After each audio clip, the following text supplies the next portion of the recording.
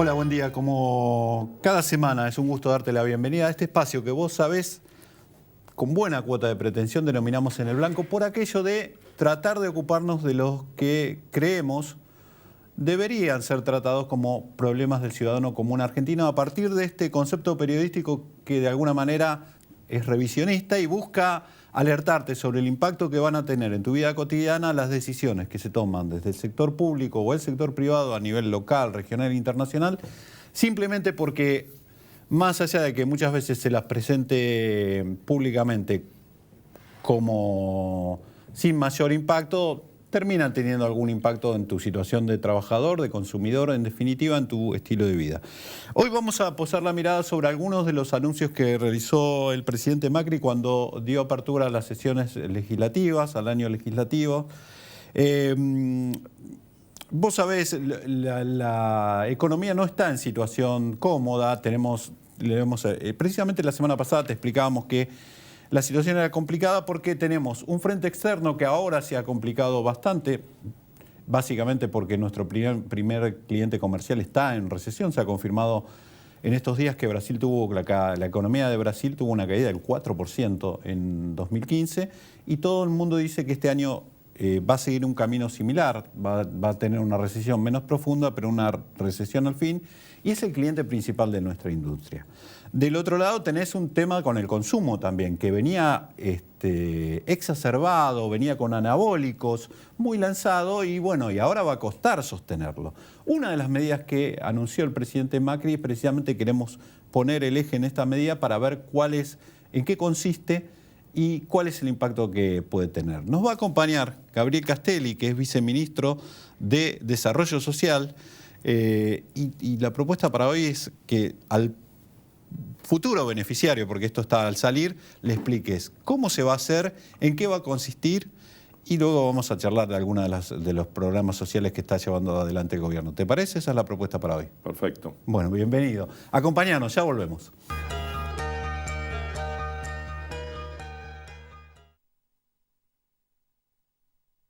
Auspicia este programa LAN, el encanto de volar. Saco una manito y la hago bailar, la cierro y la abro, la vuelvo a guardar. Saco la de débito, la hago comprar, la paso y la vuelvo a pasar.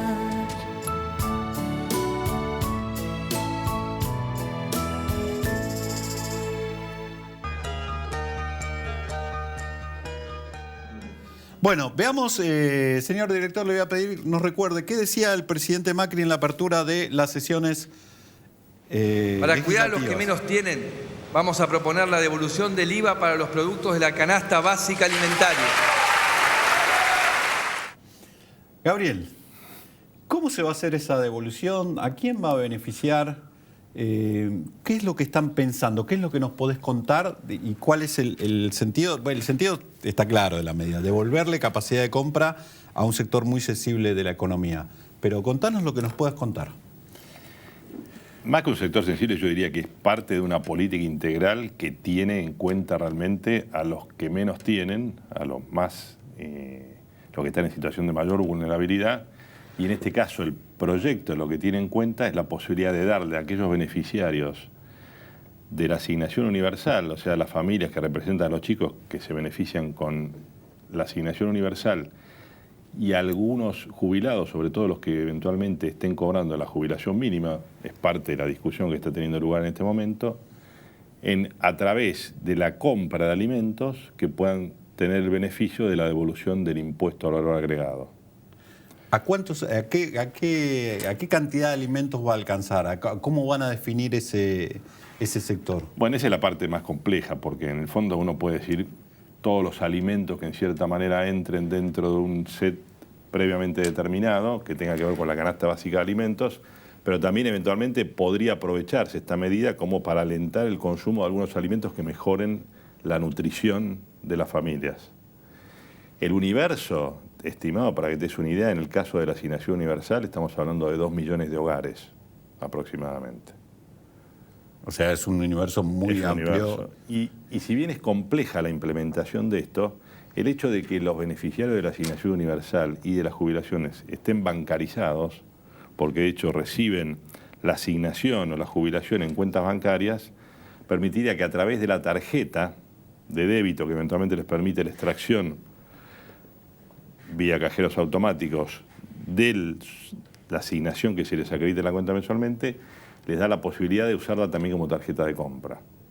Y a través de la compra en comercios, o sea que esto supondría... O sea que lo tienen que pasar como si fuera un débito, digamos, para que haga la diferencia en la carga tributaria. Claro, porque si no es casi imposible de poder administrarlo. La compra en efectivo es muy difícil de poder documentarla como para que pueda tener el beneficio de la devolución del IVA. Y ahí se van a encontrar con el problema de que no tantos comercios tienen, si bien los comercios más grandes tienen Postnet o tienen la maquinita, después el resto, inclusive en la provincia de Buenos Aires, se intentó hacerse obligatorio.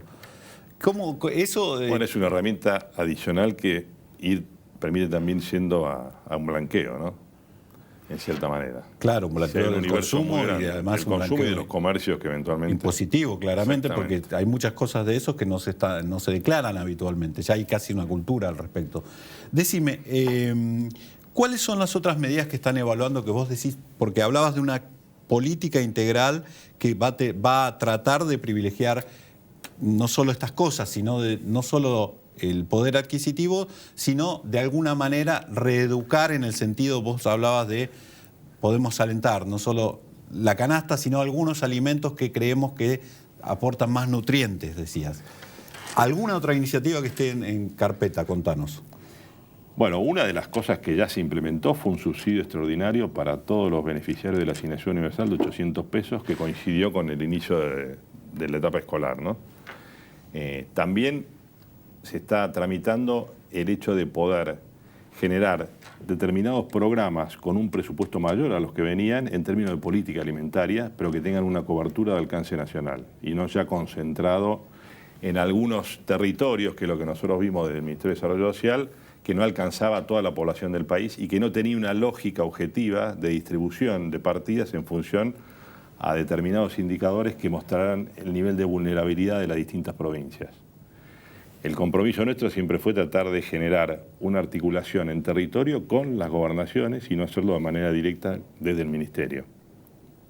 Y uno de los programas más grandes que hoy tiene el Ministerio de Desarrollo Social es el programa que atiende a las cooperativas de Argentina Trabaja y SASACEN, que son dos programas diferentes, que atiende a una población muy vulnerable realmente. Entonces ahí hay todo un replanteo que estamos haciendo para que ese programa permita a todos los beneficiarios, a todos los que participan del mismo, que sea una herramienta que realmente genere un nivel de promoción genuina de la persona, ya sea tanto por la posibilidad de generar un trabajo digno a través de la participación del programa, como también de capacitación para prepararlo para su inclusión en el mercado formal o eventualmente la posibilidad de que esos grupos puedan tener una capacidad de autosustentabilidad que no dependa solamente de la ayuda del Estado, si bien el Estado los acompaña, ¿no? ¿Y tienen algún tipo de ya relación, por ejemplo, con el Ministerio de Educación? Digo, porque uno de los chicos pasan con esto que pasamos de una escuela que más que enseñar se dedicó a contener socialmente en los últimos años. Pasó a ser la escuela, el lugar para los chicos pasó a ser un lugar donde comen, donde están mucho tiempo. ¿Están teniendo la posibilidad de intercambiar información para, por ejemplo, en programas de comedores escolares y esas cosas, poder apuntar a lo que decías? Sí, la verdad que acá hay algo que creo que se conoce muy poco, pero durante todo el año 2015 hubo un trabajo desde la Fundación Pensar que se realizó en función a 3 ejes. Uno de los ejes fue el bloque social. El bloque social incluía básicamente el trabajo conjunto de distintos equipos de trabajo que eran salud, educación, vivienda, protección social, ANSES. Y esencialmente los distintos equipos lo que hacían era prepararse para la posibilidad de que realmente tuvieran la posibilidad de gobernar la nación, y desde ahí discutimos todas las políticas que hoy estamos llevando adelante de los distintos ministerios. Y se dio que quienes lideraban eventualmente esos equipos de trabajo son principalmente hoy los ministros de las distintas áreas. Claro. Con lo cual, el nivel de involucramiento y la posibilidad de trabajo en equipo, de hecho hay casi como te diría una especie de gabinete social que lo que tiende a hacer justamente es generar este tipo de mesa de trabajo donde yo no tenga que duplicar el trabajo que pueda hacer el Ministerio de Educación, sino que realmente los programas, por ejemplo, de Ellas Hacen, que es parte de un programa enorme y muy positivo que tenía el anterior gobierno y que nosotros realmente estamos manteniendo y fortaleciendo, todo lo que es el plan de terminalidad educativa se realiza con el programa Fines que lleva adelante el Ministerio de Educación. En lo que es capacitación en el trabajo, la mayor parte de los capacitadores van a venir del Ministerio de Trabajo. Entonces, el programa Fines es aquel que te permite terminar la terminalidad la educativa, el colegio secundario. Este año calculamos que van a terminar cerca de entre 20 y 40.000 mujeres el colegio. Y Ellas Hacen, desconozco qué es el programa. ¿Qué es el programa? Ellas Hacen es un programa que nació allá por el 2009 y que nucleó inicialmente a las madres víctimas de la violencia, o abuso o maltrato, con la idea de darles algún tipo de red de protección donde ellas pudieran sentir que había alguien que las escuchaba y que compartía vivencias similares. Y con posterioridad también incluyó a las madres de más de 3 hijos. Y genera espacios de contención donde las madres pueden participar de un lugar de encuentro donde no solamente comparten su propia problemática, les permite darse cuenta de sus derechos también. Uno de los grandes resultados del programa ha sido la separación de muchas de estas mujeres que se dieron cuenta que realmente no tenían por qué seguir sometidas a estos hechos de violencia doméstica y darles la posibilidad de sentir que ellas también podían defenderse, incluso hasta separándose de su pareja. Cosa que antes las tenía totalmente subsumidas en un ámbito en el cual ellas pensaban que no tenían ninguna otra alternativa que esa. Pero a partir de ese encuentro y ese empoderamiento de las mujeres es que surge la posibilidad de aprovechar esa experiencia para detectar las distintas necesidades y apoyarlas con talleres nutricionales, con programas de educación, con capacitación en oficios, de manera que aquellas que están en situación y que lo podrían hacer, sin descuidar a la familia, que es el objetivo principal, digamos, del programa, puedan también encontrar algún tipo de salida laboral. Sobre todo porque es una población realmente muy vulnerable. Muy vulnerable. Nos queda 1 minuto y un poco más. Si tenés que decirle al televidente, al posible beneficiario de esta medida, ¿se va a poner en práctica en qué momento? ¿Calculás que cuándo va a ser?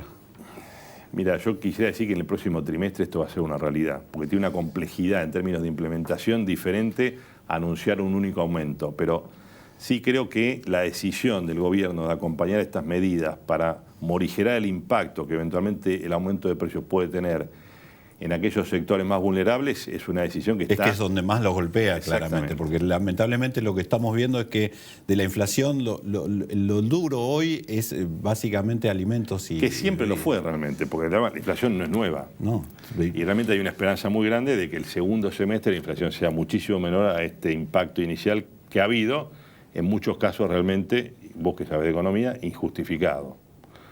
Porque no es que la devaluación automáticamente impacta sobre todo el costo de producción de las organizaciones empresarias, sino que ha habido una posibilidad de que algunos encontraban en esta beta la posibilidad de aumentar los precios injustificadamente realmente. Por eso la inquietud de que este programa se pueda poner en contra para lo que decíamos, de alguna manera devolverle capacidad mientras, supuestamente, si todo va bien, nos encontramos con este segundo semestre que sería más beneficioso. Gracias, Gabriel, ha sido un gusto. En el próximo bloque estará con nosotros Damián Dipache, economista especializado en consumo. Vamos a ver cómo viene este sector de la economía.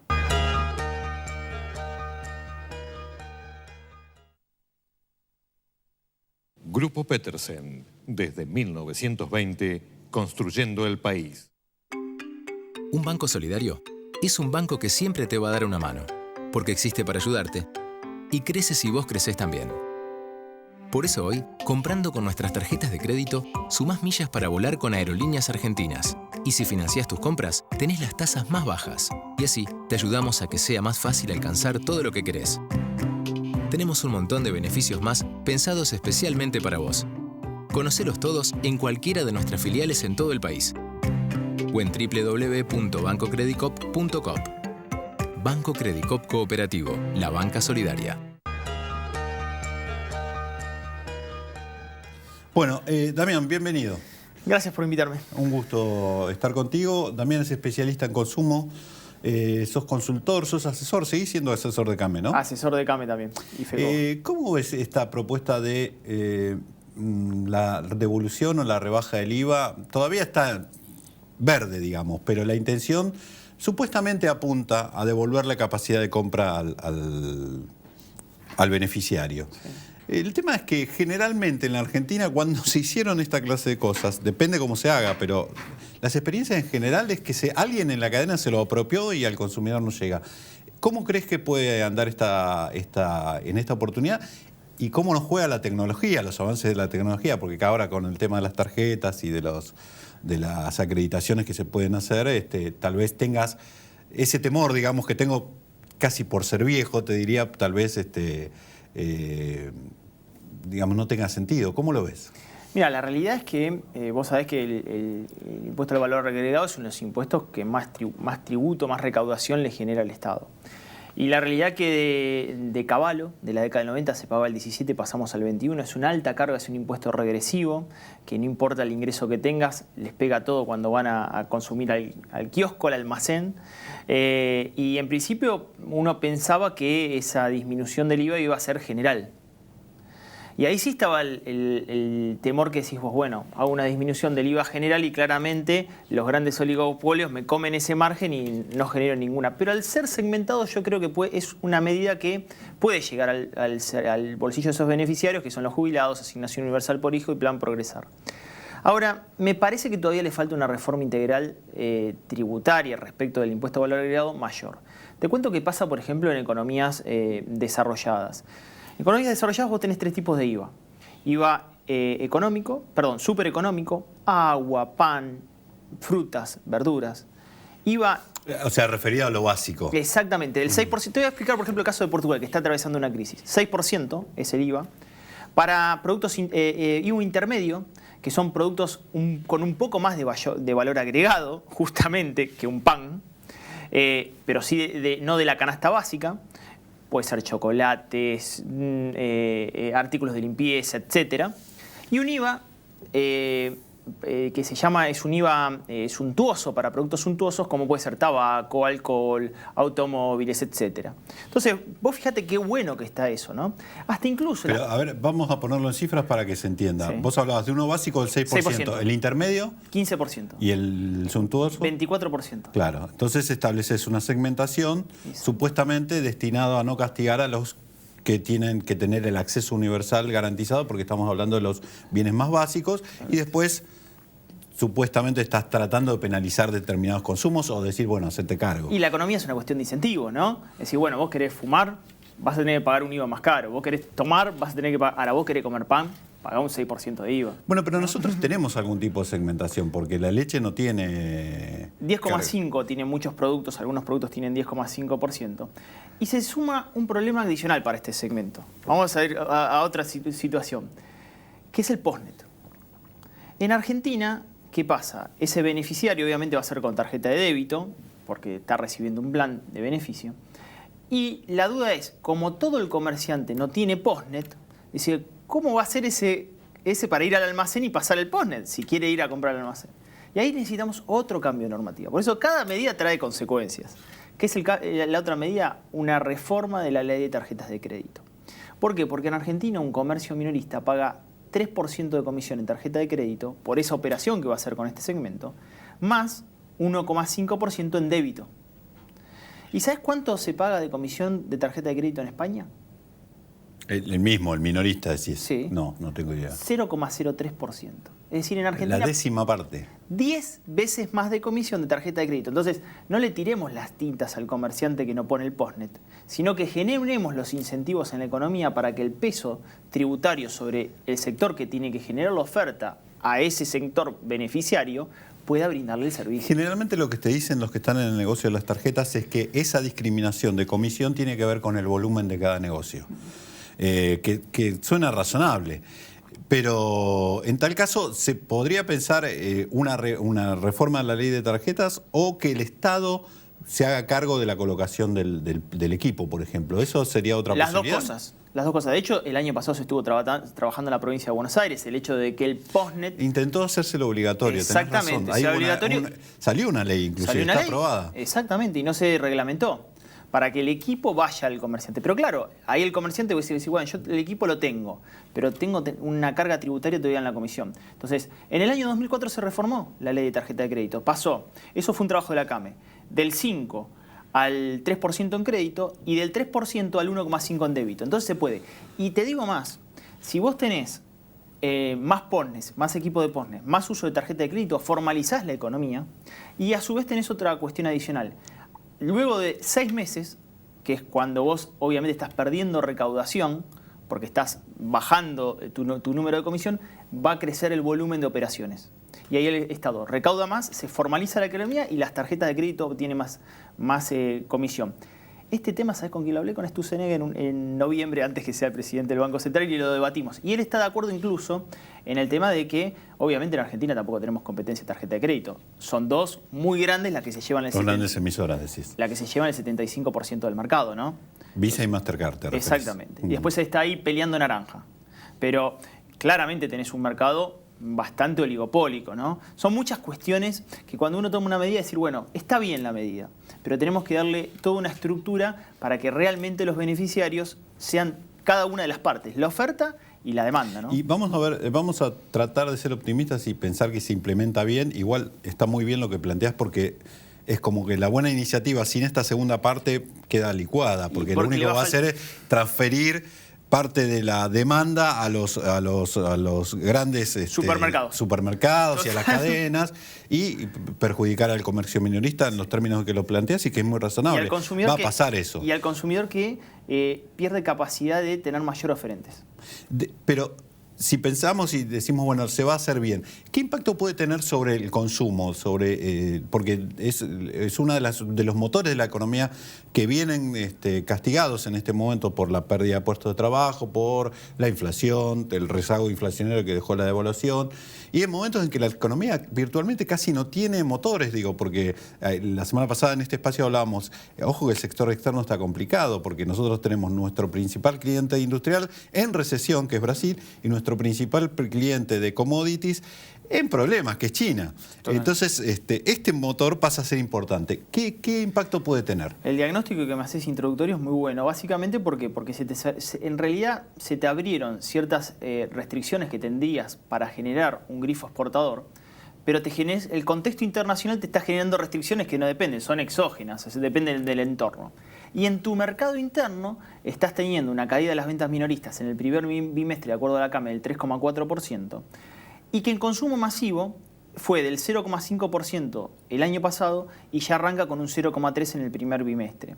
Claramente esta medida va a favorecer a la canasta básica porque el IVA, esa disminución de 15 puntos del IVA es para 23 productos de la canasta básica. Entonces, para el consumo masivo en cierto sector puede favorecer. Ahora, te digo algo interesante también. Fíjate si pensaríamos la medida bajo una planificación indicativa de la economía, como también sucede en otros sectores. ¿Qué quiere decir? Pero suena divino, pero ¿qué quiere decir planificación indicativa?